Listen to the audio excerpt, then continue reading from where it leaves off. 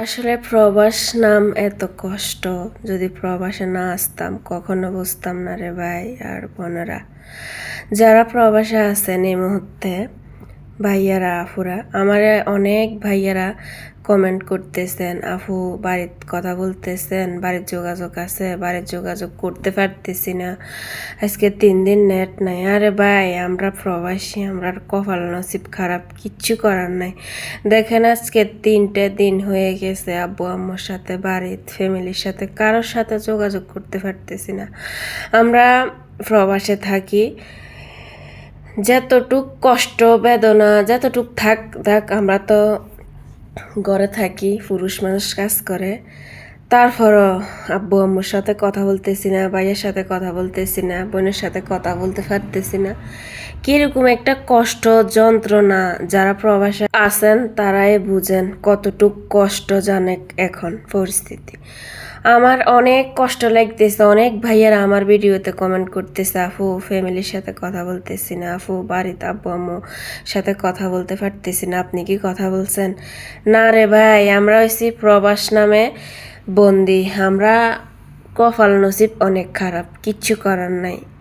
একটাই কথা বলবো ভাইয়াদেরকে, আফুদেরকে, যে আফুরা প্রবাসে আছেন, ভাইয়ারাই বেশিরভাগ থাকে। তো ভাইয়ারা, আসলে আপনাদের উদ্দেশ্যে আমি আজকে ভিডিওটা বানালাম। একটুও টেনশন করবেন না, 5 ওয়াক্ত নামাজ পড়েন, আল্লাহ বিল্লাহ করেন। অবশ্যই আল্লাহ দেখেন না কি করে, আমাদের নসিবে কি আছে। আল্লাহ অবশ্যই একটা না একটা রাস্তা অবশ্যই খোলা রাখবে আমাদের জন্য, টেনশন করিয়েন না। আমি সারাক্ষণ রুমে বসে থাকি, এ কারণে ভিডিও বানাই, কিন্তু আমার ভিতরে কতটুক কষ্ট ভাইয়েরা আমি একমাত্র জানি। আপনাদের কষ্টটা আপনারাই বেশি জানেন, আমাদের কষ্টটা আমরাই বেশি জানি। তো যাই হোক, অনেকক্ষণ কথা বললাম। তো যা বললাম ক্ষমার দৃষ্টিকে দেখবেন, ছোট বোন হোক অথবা বড় বোন পাবেন। তো আজকে আসলে একটু লুলুতে চলে আসলাম হালকা কেনাকাটা করার জন্য। এই কারণে ভাবলাম সবার সাথে একটু শেয়ার করি, সবাই একটু সান্ত্বনা দিই।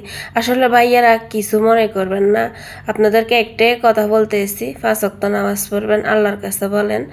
আজকে 3 দিন কথা বলতে পারতেছেন না, একটা প্রবাসী মানুষ কাজ করে রুমে আসলে আগে ফ্যামিলির সাথে কথা বললে কতটুকু শান্তি ফিল পাওয়া যায়।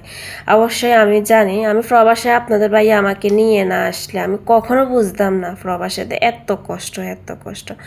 আমিও আজকে 3 দিন বাড়িতে কথা বলতেছি না, পারতেছি না, কত কষ্ট রে ভাই।